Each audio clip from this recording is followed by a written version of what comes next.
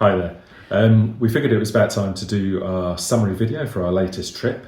Been back home a couple of months now from our what we called our elephants and gibbons trip, which was 2 months in Cambodia, Laos and Vietnam. Yeah. Not in that order. No. Where we saw elephants. And gibbons. And sort of saw gibbons. I saw gibbons, Yeah. but we'll come on to that. So we just thought we'd do our normal summary, some of the highlights, lowlights, and a bit of a analysis of how much we spent and whether we hit budget. So keep watching if you want to know how much it cost for a couple of months in Southeast Asia doing lots of fabulous stuff. As ever, our holiday started with a flight, and we went with Singapore Airlines via Singapore, funnily enough, to get to Siem Reap because we were starting our trip in Cambodia. So we did Singapore Airlines, London Heathrow to Singapore, had a lengthy... Yeah, well, we should have had an hour's transfer or 45 minutes, but it turns out that Singapore Airlines closed their gates 45 minutes before the flight. So we were never going to be able to change terminals and make that flight. No. So they met us off the flight with meal vouchers and new tickets. But so, meant bit 6 hours. Yeah.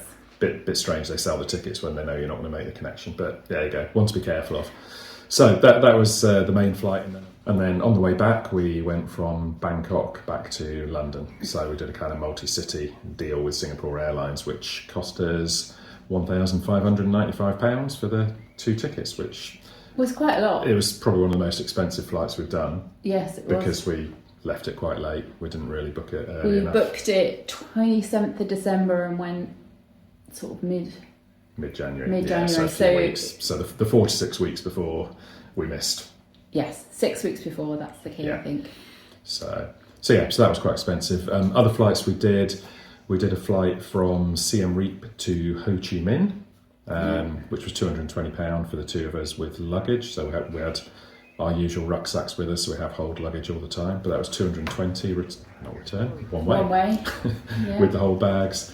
We had another flight from Hanoi to Luang Prabang, which was on a funny little propeller-driven plane, which quite a few of the people the youngsters, funnily enough, who kind of came out and saw the plane and thought, "What? We're on that?" They looked quite scared, to be fair. It was quite little, but that was cool. That was fine. And then we had to get a flight from Chiang Rai back over to Bangkok when we were on our way home. But as ever, that was AirAsia and super cheap. Yeah, £88 is nothing. That was fine. Flight. Yeah. So that was the flights. But so came to a total of £2,139 on flights. Which was a lot, and more than we would normally spend, but that was because we put the gibbons in at the end. Yeah. So we booked that first, so we booked the beginning and the end of the trip and then filled it in the middle, so it wasn't a great itinerary in terms of logistics. But there were a couple of bits we wanted to do that we had to book that way. So there you go, that was the flights. So with accommodation, we spent £1,474 over 56 nights, which works out just about £26.32 per night. Exactly. Which was not spent evenly by a very long way. We had arguments about our final night's accommodation at the Centara, which was really nice, but I felt that we needed a really nice hotel after being in the treehouse. The treehouse was obviously most expensive. That worked out at about £93.98. Yeah. I mean, it's but that was everything. That's all inclusive. Well, but it was difficult because I split the cost of the given experience between accommodation, food, and activity. So it's been kind of split between the 3. I think I did it pretty much evenly, just divided it by 3. So but it was nice to stay in the honeymoon nest. Yeah. So that was really good. We were very lucky. We actually got our first ever upgrade. Woo-hoo! So we got the given experience. We got upgraded from the normal share with everyone in a tree house with 14 of you, or 12 or whatever it was, to the honeymoon tree house, which was just us. So that was really nice. Really and actually worth the money. Yeah. And if you ever did it again, I would recommend other people do that too. Yeah, pay the extra money. You don't miss anything by not being with the group, because we saw the group plenty during the day and we had a couple of meals with them, so it was fine. Yeah. But yeah, so if you take the Gibbon experience out of it, then the most expensive hotel was the Santara Watergate in Bangkok at £64, which, given we didn't get there till virtually midnight, and anyway, then we went out for a meal till 2 a.m. and that was fun. We didn't know that was going to happen, so it was definitely worth the money. So that was nice. We'll agree to disagree. Our cheapest one was the Nomad Guest House. Where was that? That's yours. What's the dungeon? Well, to be fair, cheapest for £9.64 you get a dungeon, and it was a dungeon. Air bricks open to the... No windows. To the... Oh, there wasn't. Was there sort of? No, there wasn't. No, it was just air bricks. It was air bricks. It was terrible. Terrible. And the lighting was very dim to make sure you couldn't see how awful it was. And there was a metal door. Yeah, so that was in... It didn't even have a toilet seat, where to was be that? fair. Cambodia, it was in... Kratie. Yeah, don't go there. Yeah, not there. And the second cheapest was in Dalat, in the French... Yeah, that was one. I can't remember what that was called. But that it was like really a French nice. Renaissance style building, Small beautifully room, done. but... Lots of sort of gold filigree painted everywhere, and you could even borrow costumes to have your photos done in French Renaissance costumes, which we didn't take them up on. No. But she was very keen, the receptionist, to get us to do it. Yeah, but it was very nice, and that was only £11.63 a night in that. So you can't go. The Nomad Guest House was the best rated. It got 8+. Maybe the other rooms were gorgeous. We just got unlucky. Okay. The other one that we went from there to was the Glorious Hotel, which was really good. Which was glorious. If you haven't seen the bit of that. Yeah, so our favourite hotels from the whole trip probably were the Glorious Hotel. So that's when we were driving around Cambodia in the tuk-tuk. We'd just been in the dungeon. We'd had a long dusty drive, and we pull up outside this hotel in our tuk-tuk looking like we've been dragged through a hedge backwards. And it had colonnades. Yeah, colonnades. And you drive up in your tuk-tuk and the receptionists are all peering out going, who the hell's this just turned up? So, yeah, but that... For our welcome drinks. Yeah. So, but they were very nice, really and nice. It was a lovely pool, and a really nice hotel, and that was only £21 a night. We only had one night there, but I'd happily have stayed there a couple more nights if there was other things around there to see. Yeah, and on the Mekong was really nice at £40 a night. That's definitely worth every penny. Yeah, that's in Luang Prabang. That was a little bit more expensive, but I mean the breakfast lasted us all day. You got so much breakfast, and it was just a gorgeous spot. Yeah, it was definitely, and compared to the price of the other hotels in Luang Prabang, it was actually very cheap, and it wasn't that much of a pain to get in and out. So that would be our recommendation. Yeah, and where it is, you're right on the banks of the Mekong, and you see all the people who pay to go on the boats come and sit just outside our hotel to watch the sunset. So you get that for free thrown in, because it's got the best spot to see sunset. So no, that was lovely. And I guess the other one that we really like is the Ladia Boutique Hotel in Siem Reap. We've been there before. It didn't disappoint. It was really good again. People. Lovely, and the staff are really nice, really helpful. And it's a really nice hotel, 2 pools. £22 a night. £22 a night. And again, good breakfast included. So, So we had some really good hotels. We had, and the dungeon. That was probably the only one that we actually didn't like. Well, it's when you get to the Glorious Hotel and you get excited because there's a toilet seat. It's not good. Our standards are not high. So there you go. So overall, pretty good. I mean, we budget for £30 a night for hotels, so $26.32 we came in under for the trip overall. So that was good. Yeah. Okay, next up we've got food and drink and coffee.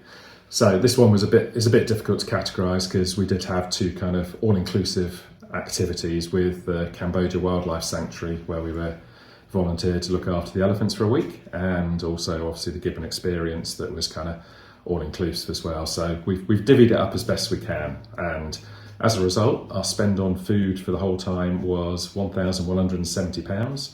So that's all food, drink, coffee, and an allocation from those all-inclusive bits, which is £20, well, just under £21 a day. So pretty good, because again we budget £30 a day for food, drink, etc. So well under.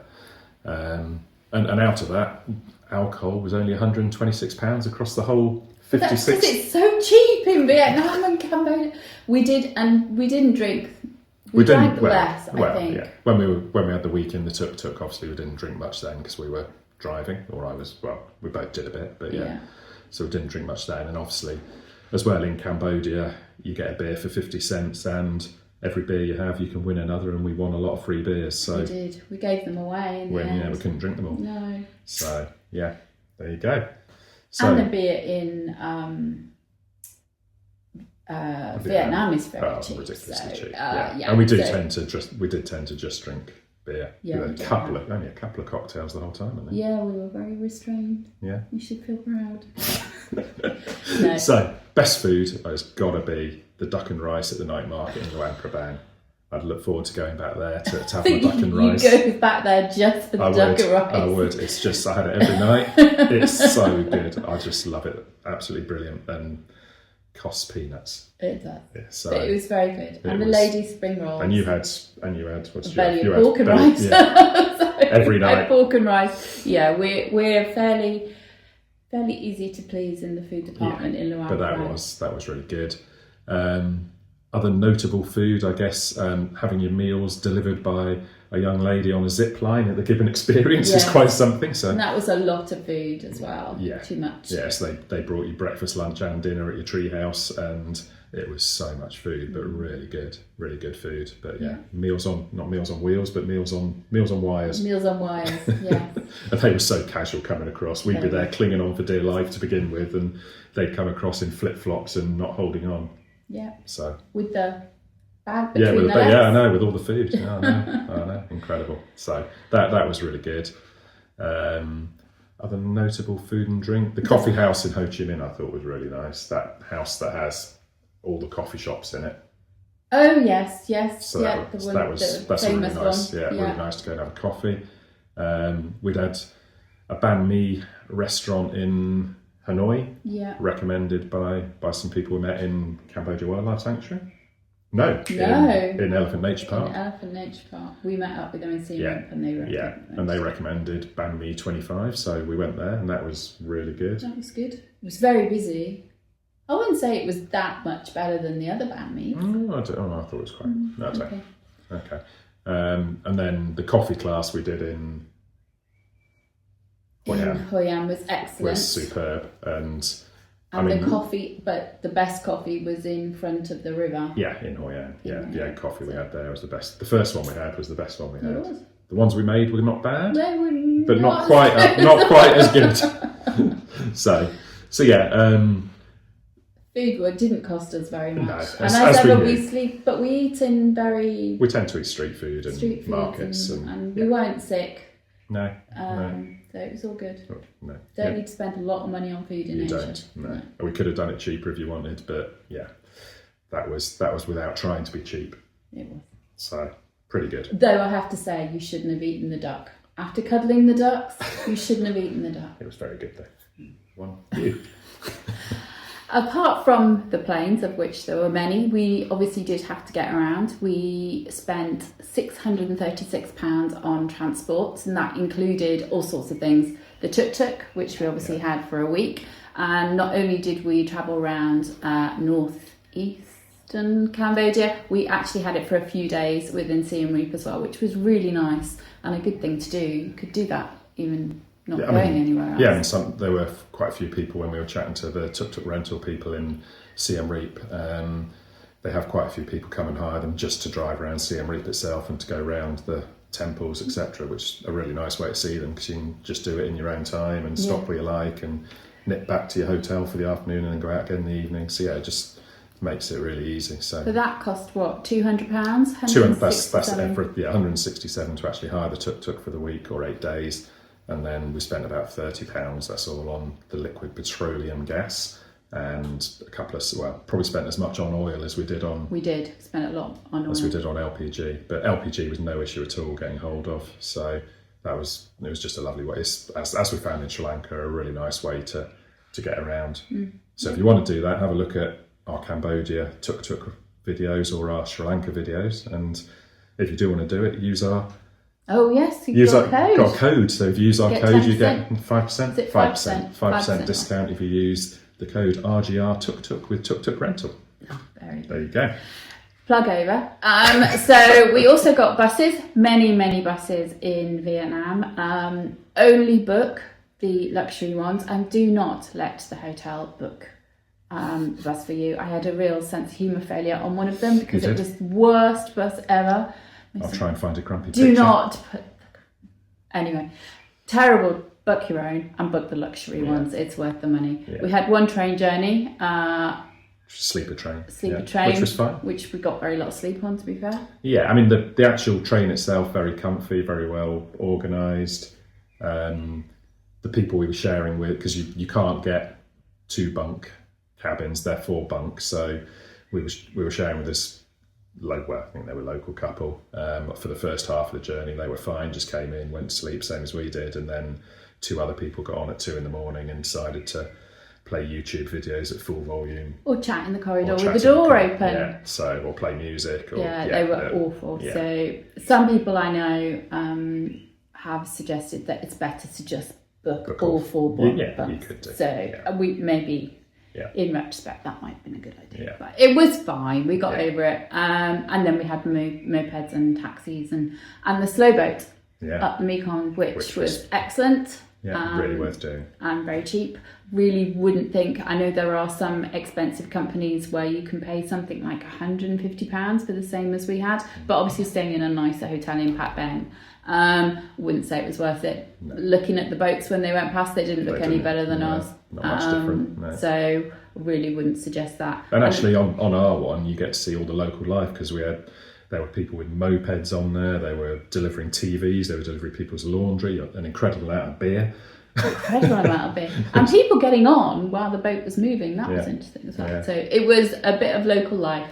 Yeah. Really enjoyed it. If you're doing it just to do the slow boat rather than to go to the Gibbon experience, then it'd be better to do it going downstream. It would make it probably makes it a couple of hours quicker each day. So maybe worth doing that. But outside of that, really enjoyed that. So that was our transport. Yeah. Okay. So we go away to do lots of exciting things that we don't tend to do at home. So we spent quite a lot of money on activities and sightseeing this time.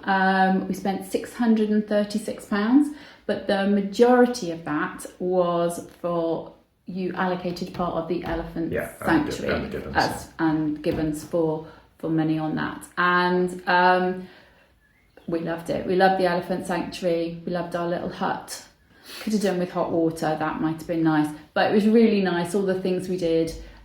We actually felt that as the week went on, we managed to do more and more, which was nice, and we did very different things, whether it was chopping down banana trees or grasses or cutting up food to feed the monkeys and the elephants.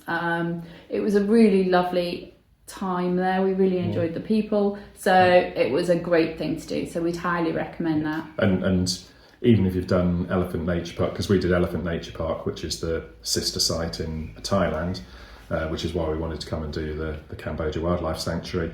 And it's a very different experience, but just as rewarding. It was, and you probably get more time sort of up close with the elephants because you're out walking with them in the jungle, which you don't get to do so much at Elephant Nature Park. Just a very different experience. Only the 3 elephants, but then was it 8 of us volunteers? 8 volunteers. Yeah. So much smaller scale, but quite nice for that. Yeah, it was really nice. Yeah. So really good.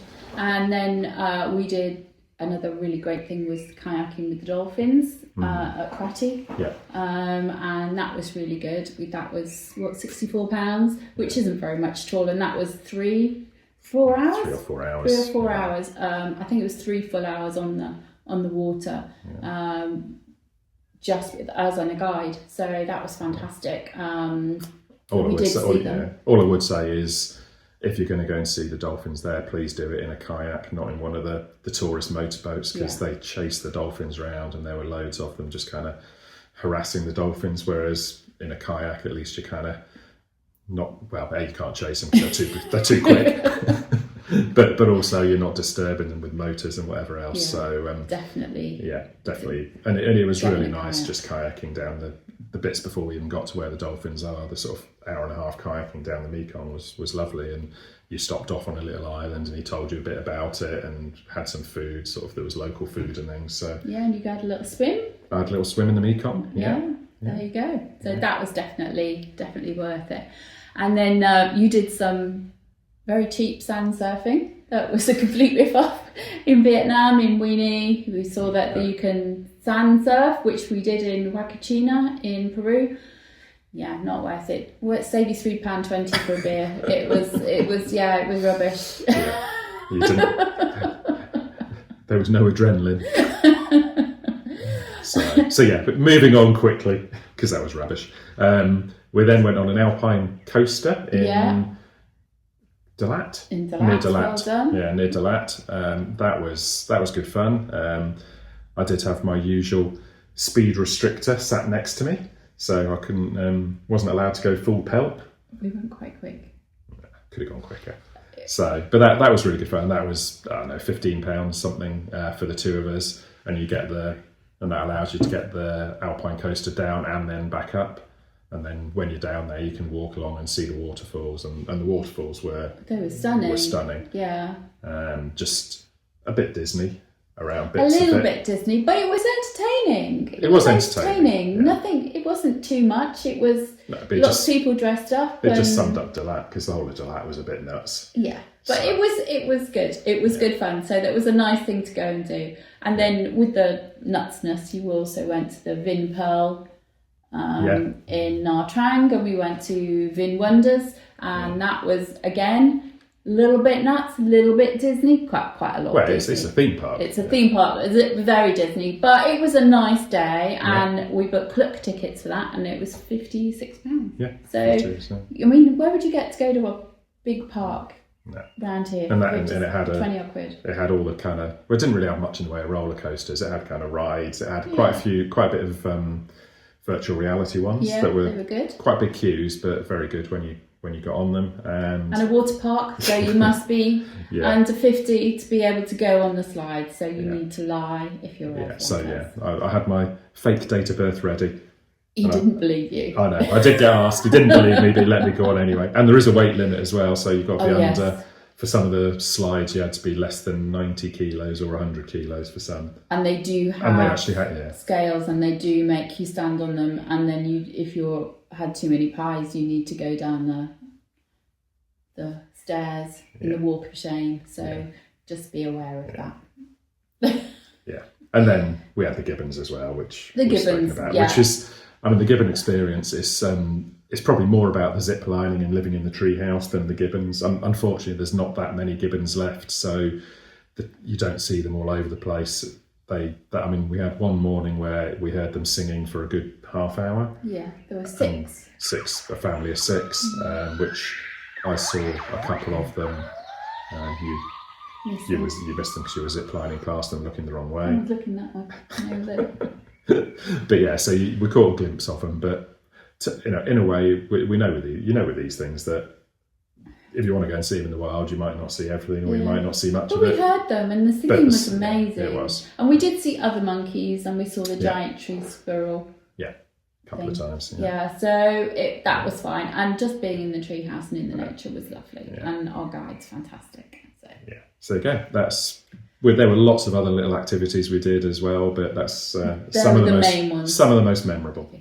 When we're doing our allocating of how much we spent where, it's always really hard to decide whether something is an activity or is it sightseeing. We argue about, so there is very often an overlap between the two. There's a fine line. Yes. So we spent £301 on the sightseeing. The majority of that was for the Angkor Wat passes.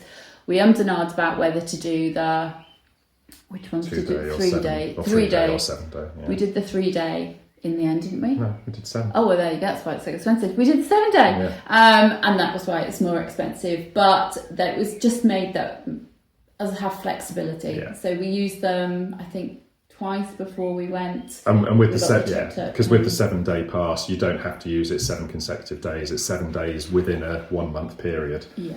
So we used it when we first got to Siem Reap, when we first arrived. Then we went and did our tuktuk around, and then we used it again when we got back to Siem Reap for a couple of days at the end. Yeah. So it was nice to be able to just not worry about it. And there was very little. I mean, I think there was something like £30 difference between that and the 3-day one. And I think we used it 5 days. I think we used 5 or 6 of the 7 days. So that was good. So that was really good. But unfortunately, it doesn't include Kulin Mountain. No. So when we drove up there, very bravely, and the tuk-tuk did make it. It did make it up a mountain. That was extra, which is a little bit annoying. So that was £32. Yeah. But that was quite an interesting temple. It was. And then there was some lingers up there as well in the stream, and there were quite a few bits and pieces up there. So there's quite a lot to see up there. Yeah. Sounds quite nice. And the other temple on the way back in the tuk-tuk, that wasn't included that wasn't included, no. So we paid a bit of extra. So it would be really good if the Angkor Pass could just include all the temples. But that's, make life easier. It would. Anyway, what other bits did we do? A few museums. Well, not that many museums actually. But we went to the Landmine Museum, which is in the Angkor, in Siem Reap, sort of near Angkor Wat. So we did that when we were in the tuk-tuk, and that was really interesting. So that was a guy who he started off laying landmines as a teenager because he got with very little choice, and then as he got older, he started decommissioning them and became a real expert at decommissioning them, and has decommissioned hundreds. So I think thousands. I don't know. It's an awful lot, and there are many mines there for you to see, and excellent boards of explanation and videos. It probably took about an hour, just over an hour to go around. Just over. It was really good. Really good. So that was good. On the war theme, we went in the Cu Chi tunnels when we got to Ho Chi Minh. So we did a day trip, which if you want to go and do the Cu Chi tunnels, I'd probably recommend that you just get a grab and get that to take you there and have your tour and then come back, because on the tour we did, they stopped off at a place to try and get you to buy stuff on the way, and they kind of dragged it out a bit. Half a day would be more than enough to go and do it if you just got a grab there and back. So, and then that was really good. That was good. And then as we moved up further up in Vietnam, we started seeing more of the caves. So we did went to Phong Nha. Phong Nha, the self-proclaimed adventure capital of Asia, which I don't know. I didn't see that much adventure sport there, but the caves were good. Well, you could have done more within the caves, with different caves. I think that's what it's thinking. Okay. But the caves were really nice, and the boats, and that was a really nice day. We were really unfortunate with the weather in Vietnam, which did take the shine off a little bit because it was cold. We were cold. So, but they were really good. So they were how much were they? Well, the boat, £18 for them. That was a boat to get you there. That took about an hour. Yeah.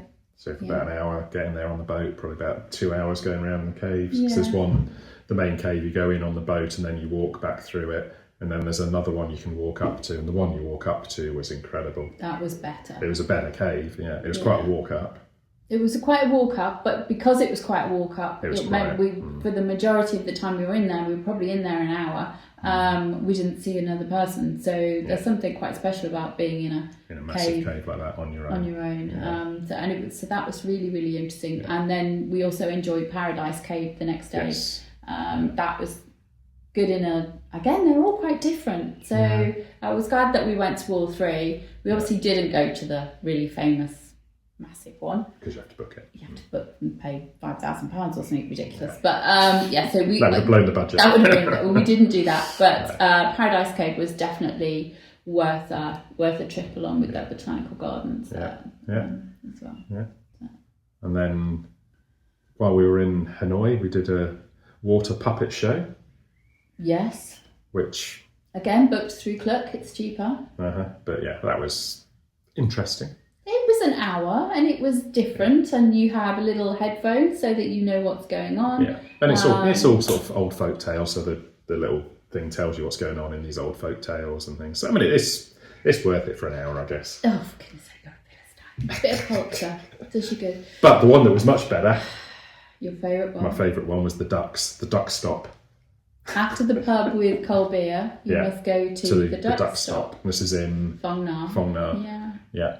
So the duck stop, you go in, it's only costs £3 each, for which you also get some food and a drink. Yeah, and jelly shoes to wear. And your jelly shoes, and you go in and you have to feed the ducks. And they need to watch the video. Yeah, you have to. I can't describe it. You've got to watch the video. It's the whole thing. It is, yeah. So watch the video, the Phong Na one, and then you'll see. I'm not sure we've laughed that much in a long time. No, God, it's hysterical. Yeah. So that was brilliant. And then we did Train Street in Hanoi as well, again. Yeah. Which was good, but I think it was certainly shut. It was shut for a while, not long after we got there. So I think there must have been an accident or some near misses, but it looks like it might be open again. But anyway, Train Street. So we had our little. We had saved some bottle tops from our beers, and I saw this online, and you put them on the train track, and then the train goes over them, and you flatten them. Yeah. And they are very flattened, and then you put them in your book, in your scrapbook. So we've done that. So that's a nice thing to do if you're in Hanoi. Yeah. So there you go. That's again some of the highlights of our sightseeing. To see everything we saw, you'll have to watch all the videos. Mm-hmm. So the categories obviously don't include everything. There's always little odds and ends that don't really match under anything. So we put them into a general category. And that was about £200. And you seem to have put massages. No, the £200 was massages. Oh, was it? That was massages. Okay. I thought that was what we spent in the extra bit. No, the extra bits are still to come. Oh, right, £200 on massages. Though I've never seen anybody quite so happy as he realised in Luang Prabang the massages were £6 each for an hour. But we probably had about 20 massages, so about 10 each. And it averaged £10 per massage, which generally was for a 1 hour oil massage, although we did have a 2 hour or an 8 minute one. We had 2 hour and a half ones. Yeah. Both at the end. I think we just decided we wanted longer. I think bearing in mind we never ever have a massage at home. No. When we're away we do like one. So that was quite nice too. Yeah. It's actually less than I thought. Okay. Oh, well. And then there's some other odds and ends. Obviously, there's various visas. So the Laos visas cost us £83.22. The Cambodia visas were £48.80. And then we had various SIM cards as well. So we used eSIMs, which worked really well. And we spent probably about £40 on various eSIMs while we were away. And that worked really well. I mean, of course, Vietnam, we didn't have to pay for a visa, so that's cheap. Yeah. And then the only other bits we spent were, shopping. We spent about £150 on various... You bought a coat. I bought a North Face coat because I was cold. But that was less than £10, ridiculously. Yeah, so we spent about... paintings and... Yeah, some bits of art and things. So so about £148 on that. And laundry. I promise you we didn't smell, but we only spent £7.15 on laundry. Well, that's because we took those laundry sheets. Yeah. And we did quite a lot of hand washing. The laundry detergent, the flat sheets, they were brilliant. And they also make your rucksack smell nice. So that's why I think we didn't spend so much on laundry. So that was everything we spent. So overall, we spent £6,890, which in the end of it was, I think it was £42 more than we'd budgeted originally. So over budget. We were over budget by £42. It was that Centara hotel. It was. See? So, pretty good though. I mean, under £7,000 for 2 months away. More than we normally spend, but we knew we were doing lots of activities, and between the gibbons, the Cambodia Wildlife Sanctuary, and the tuktuk, that was 3 quite things where we knew we were going to spend a bit more. But they were... But so worth the it. gibbon thing was certainly on my bucket list. So if you're going to do bucket list things, then it's going to cost you. Yeah, potentially. So there you go. Hopefully you've watched the videos and enjoyed them. If not, please do. And please subscribe to the channel if you haven't already. And see where we go next, which will probably be... Well, not probably. We've just booked the flights. We've just booked the flights. So next one is going to be Indonesia. Yeah. So we've got 3 months to explore Indonesia and have some adventures over there. So we're starting to... research that, or some people have been researching for ages. I've started. So that's what's next.